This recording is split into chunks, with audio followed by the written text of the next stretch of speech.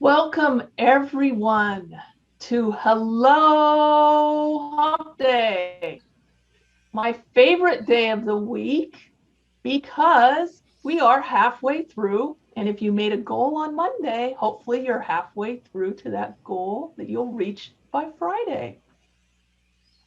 Today, we are interviewing Miss Donna Blevins. And as Zig Ziglar said, Donna Blevins is someone we can all look up to, both professionally and physically.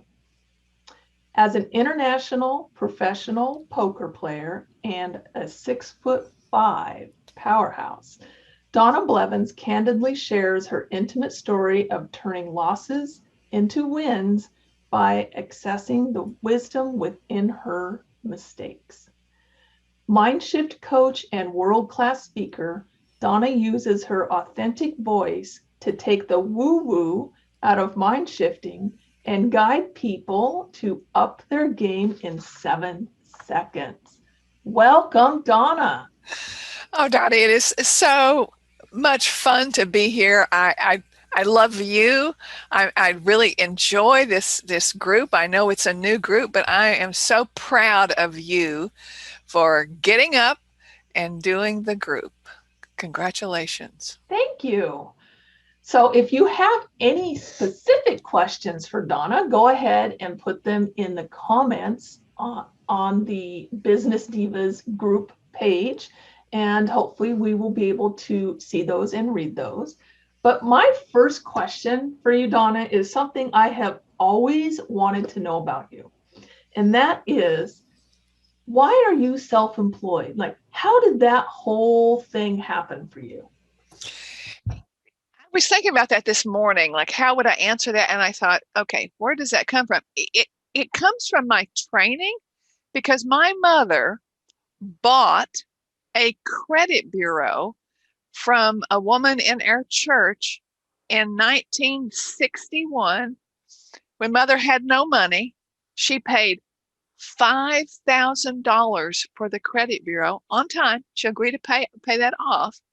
And I was raised in a credit bureau because the credit bureau, the files and the desk were put in my and my brother's bedroom. So I was raised as an entrepreneur, and I didn't even know what the word entrepreneur meant, by the way, because when I was trying to find a job in the 70s, I went to IBM in Austin, Texas, and I got all the way up through 6 levels of interviews to get to the hiring guy. And my scores were just off the chart. And he said, "This is you're an amazing person." He said, "But you don't belong here at all." He said, "You're an entrepreneur." And I thought he just slapped me in the face. And I had no idea what that word meant. I went to a library because there was no internet in those days.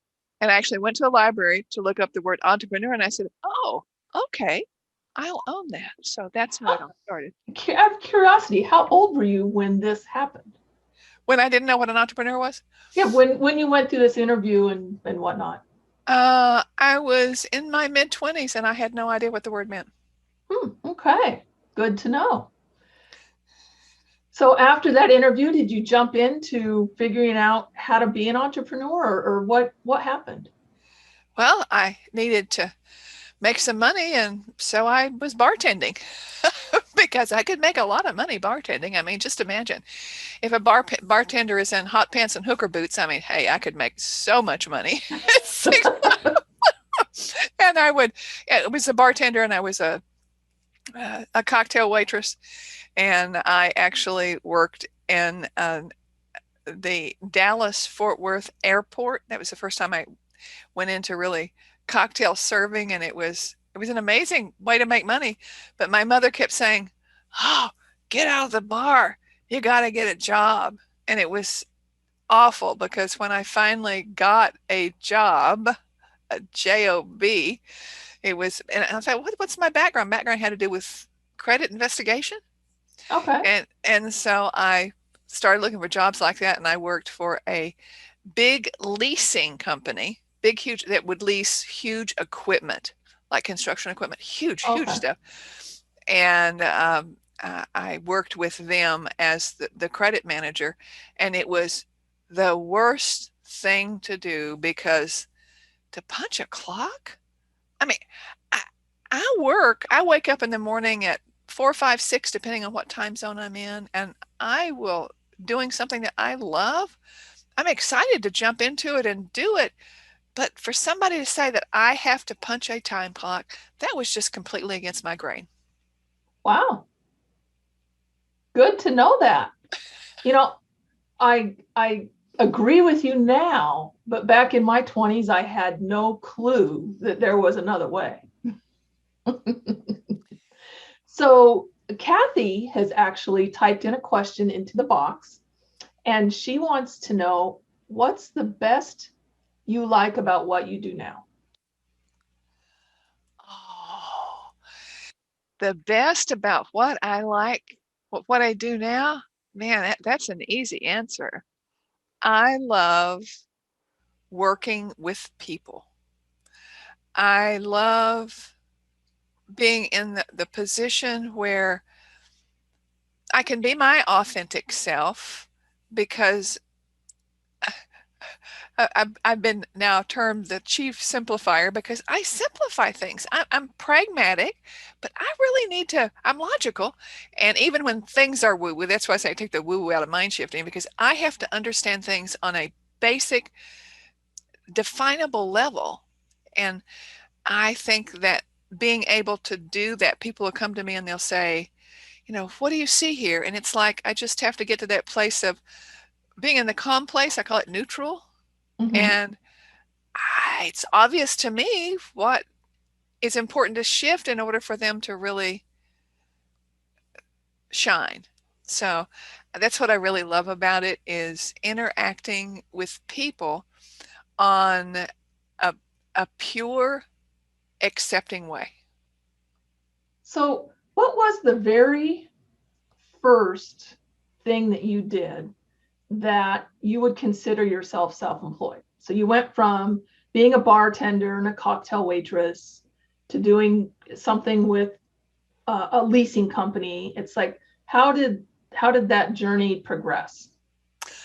Okay, after I graduated from college, it took me 10 years to get my undergraduate degree, because I would go to school for a couple of years, got married for a few years, divorced, had to go back to work to get money to go to school. So it took me 10 years to get my degree.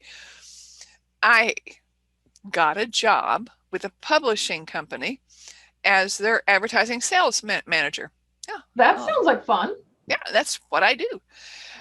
But I was fired because I was working with the graphic designers, and I was telling them, look, this is what you have to change this, because our client, the advertisers, they're not getting what it is they need. You're not listening to them and creating the Mm. graphic that they need. So And you already had the self-employment mindset I guess I did. and didn't know it. I guess so. And I was fired. And I mean, that was like, fired? That's like, oh. And then I thought, okay, what The can I do? ultimate rejection. Yeah. So I went back to see the man whose advertising he had the biggest contract. It was like a double page spread in print magazine, and it was very expensive for the publication. And I went back to see him and explained I wouldn't be able to take care of him. And this is the magic. He said, "Oh, I really like how you care for me. Can you do this for me?" I said, "What do you want me to do?" He said, "Well, I really want to have a publication for our company. Would you please design and publish that?" I said, "Well, I'm not a publisher." He said, "But you can figure it out." And I said, "Okay." So he said, "What do you charge?" And by the way, in those days, Was this the 70s? this was Okay. 1978. 78.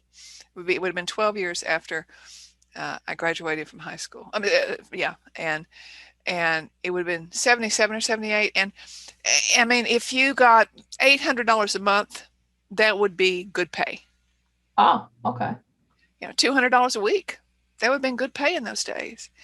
And he said, "What do you charge?" I said, 2,000 a month. And he said, So did okay. you think about that, or did it just come off the top of your head? Just and it's coming out of my mouth and I'm going, okay, let it come out. And just sit there and wait. Don't apologize. And he thought a minute and he said, well, we'll have to bring in the artist, the graphic designer who worked to work with you. And I said, oh, never mind. That's not possible. It'll be 3,000 if I work with him. And he said, okay, you can do it yourself for 2,000. And I said, all right, fine. So sometimes I think a lot of it has to do with we undervalue ourselves. And if you want to just step out there, raise the price. And that's what I've learned over the years. When in doubt, raise the price and see what happens. Because if we continually reduce the price, something happens to our soul. We begin feeling like we're worth less, I think. Yeah, I've always bought into the idea of giving more value instead of lowering the price. Mm-hmm. So, yeah. Yeah, when I did my first online training was in 2009. That's 12 years ago. And my site was meager. And Mhm. I was able to get a registration page up that was just dreadful. I was able to get it up. And I thought, well, I'll put a page up. People will come in. It's going to be an 8-week program for $497. Hey. And nobody bought in. And I was so sad. I had not marketed it. I just figured people will find me. Nobody did. And I told my husband, who is, by the way, he is the master craftsman in relationship to sales. And I said, oh, nobody bought in. And he said, fine. He said, so put up a sign that says closed and sold out. Oh, And I said, why? He said, because it's closed and it's sold out, right? And I said, well, yeah. He said, now raise the price. yeah. I said, what? He said, raise it to $697 because this is a $2,000 program that you're doing. And at $497, it's ridiculous because what you're offering in relationship to individual attention during this group, it's a group session, but I was offering individual attention to everyone, a massive amount. He said, it's got to be $697. And I said, okay. And he said, go to some forums and talk about it because it was before Facebook was really super active and I Yeah. had Twitter, but so I went a few forums and just would, I didn't say, hey, this is what I've got. I just started talking to people and put on your tagline where you put your bio a little bit about Mhm. it. And I found out that there's a fact of today that when you're dealing with something other than a real minimal amount, it's going to take personal attention. You need to talk with Mhm. the people. And there were 4 people that ended up being involved with that. And I thought, only 4? And then I thought, now, wait a minute. Most people would start out in those days with a $7 or a $9 something. And how many people they have to get $2,400 or $2,800? And I went, oh, wait a minute. That's really good. So it helped me realize, and I'm glad that I started out really, really big in relationship to what other things were being offered. Mhm. But I'm coming back into it from another standpoint because of the plethora, is that the word, about the massive number of freebies that are out there. And I want to Yes. give more for a very small amount. And I know for a fact that the way today to massive passive income is by creating a suite of mini courses, of tiny courses that give people the flavor of who you are, that teach them something that that is something Mhm. within your skill set. I mean, you did your first one based on what I recommended to you, right? I did. Thank you so Yes. much. You're welcome, and tell people what that is. That is how to use video in social media.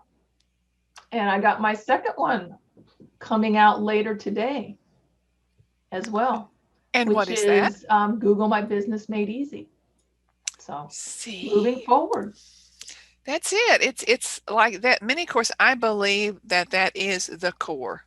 that is the key to creating massive passive income, because Forbes research, this was done before the pandemic, said that by 2025, only 4 years from now, the income generated in online courses, $325 billion.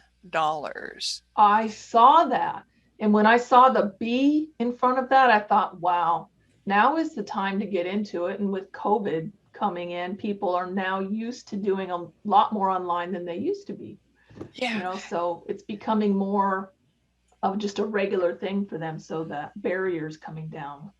Yeah. And I think it's wonderful, because I believe that that is the big blessing globally with the pandemic, is it has trained people to connect virtually, which means that we now have our student body, our mentees out there who are hungry and they're thirsting. And I want everyone that hears this, I want you to think about what is your passion? What do you really want to share? What's important to you? Think about that in relationship to a mini course. And they're really simple to do. We just tend to, we stump ourselves because we think they have to be perfect before they get out there. I know for a fact that's not the case. It's get Yeah, them my out there first one messy. wasn't perfect, but that's okay. That's right. The other thing that the whole pandemic thing has done for this whole, online course is that you're not limited to where you live, even what country you're in. I'm noticing I'm now an international website designer because I have a client in another country. And, those walls aren't so big anymore. So the whole world is now your playground. Isn't that awesome? Yes, it is. And I'm glad you said that, because I am also an international best-selling author. I'm an international poker mindset coach, because my first 2 years of coaching, I had clients, individual private clients in Germany, in Scotland, and in Australia. Wow, I didn't Yeah, know that about you. yeah. Can you tell Go ahead. me, Donna, what is your biggest or was your biggest challenge or obstacle you had to overcome to become like your own self-employed maven?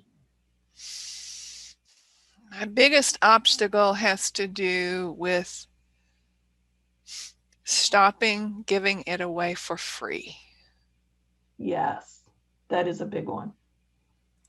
And to, even though, and to create, and to put the value on it, and to value myself. I mean, we undermine ourselves by the sticker price we put on it, by the tuition we put on it.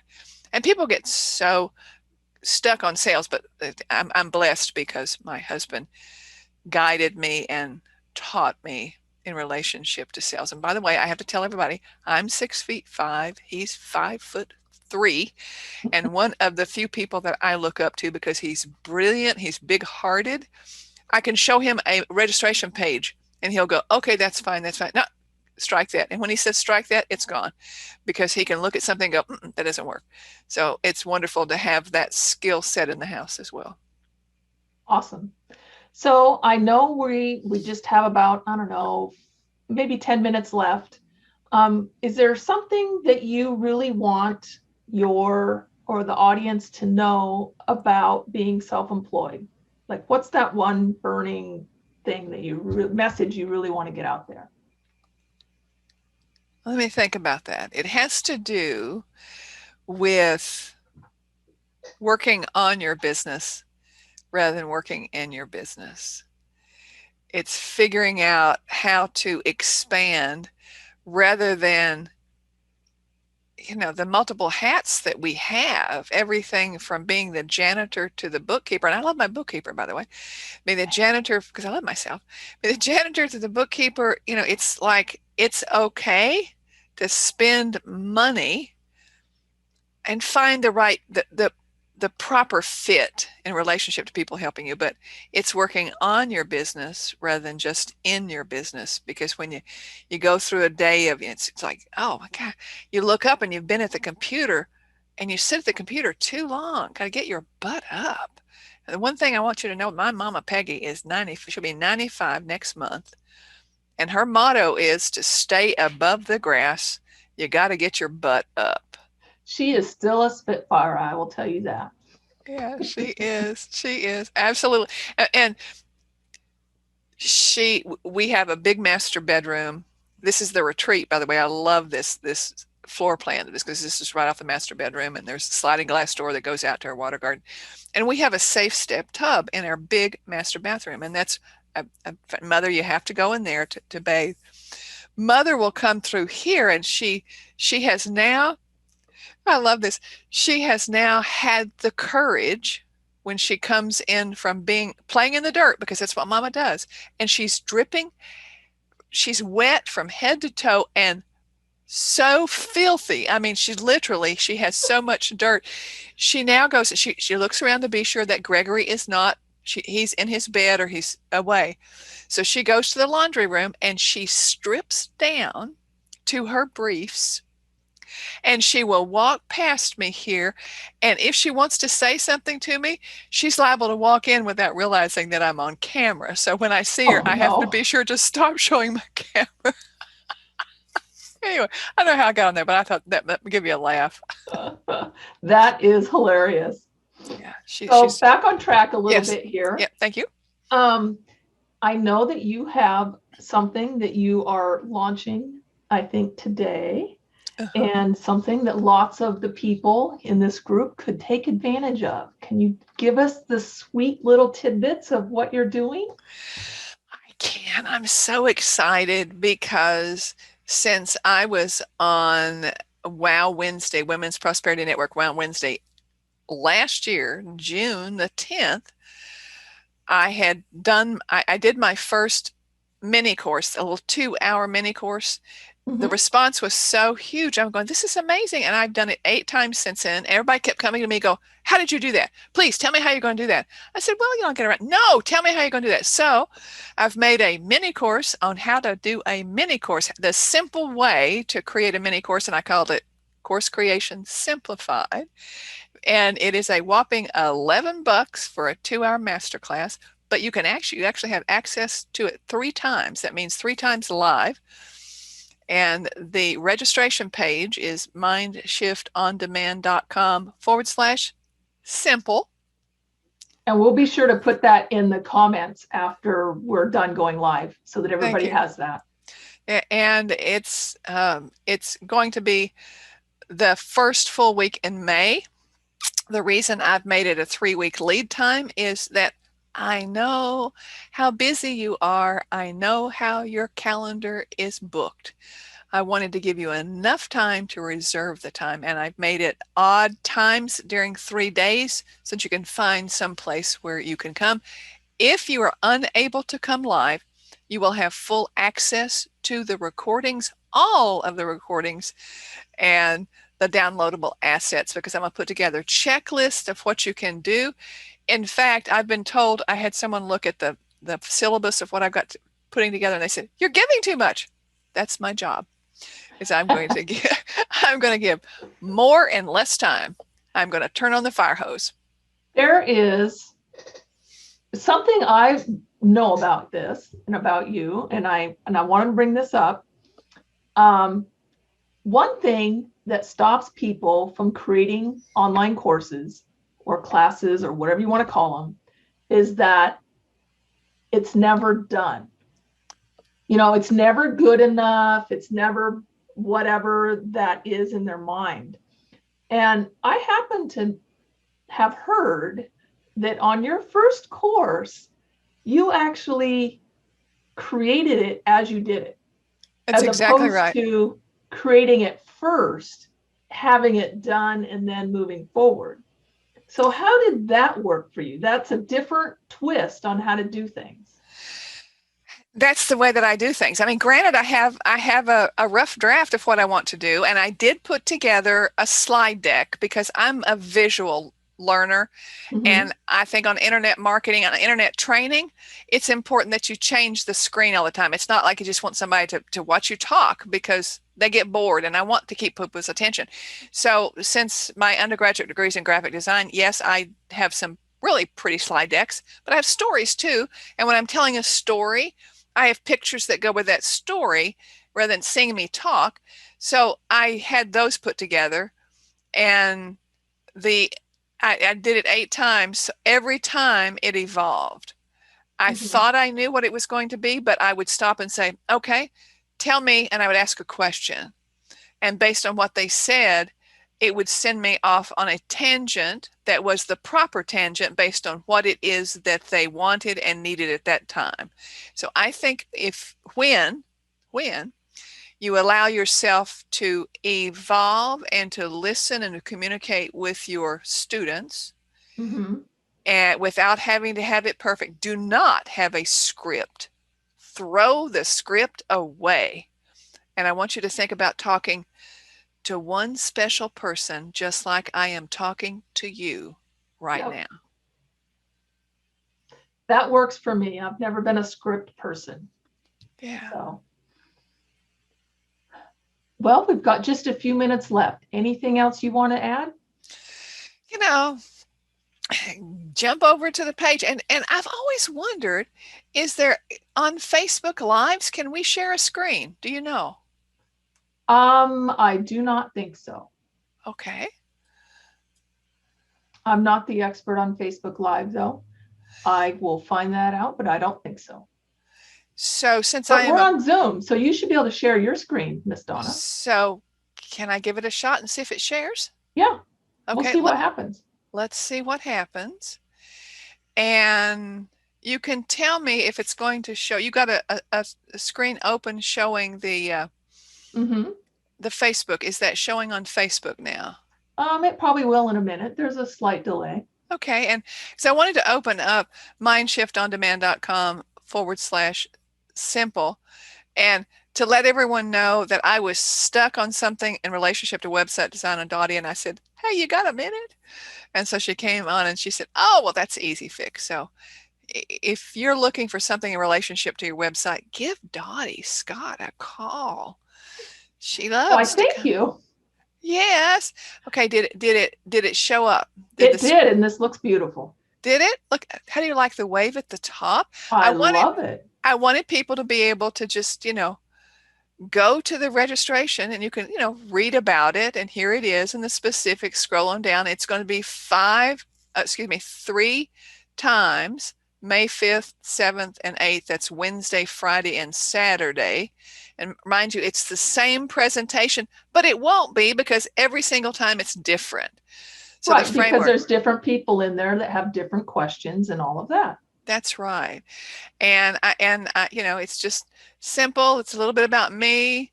Stop procrastinating. Take your finger off the hold button and create. And, shifting mental gears and creating courses can be simple. So I'm glad it showed up. That's wonderful. It does. And I'm happy with how it turned out today. And at the top, if you don't even care about what it is, I mean, you just say, okay, I wanted to do it like this because I'm really sick and tired of having to scroll down to find the order button. So that's why I put it there. I And agree. you open it up and you go to the order form.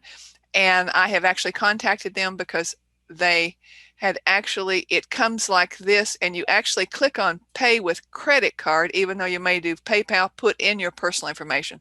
I've asked them to please fix this so that it opens up to that. So I just wanted to share that with you.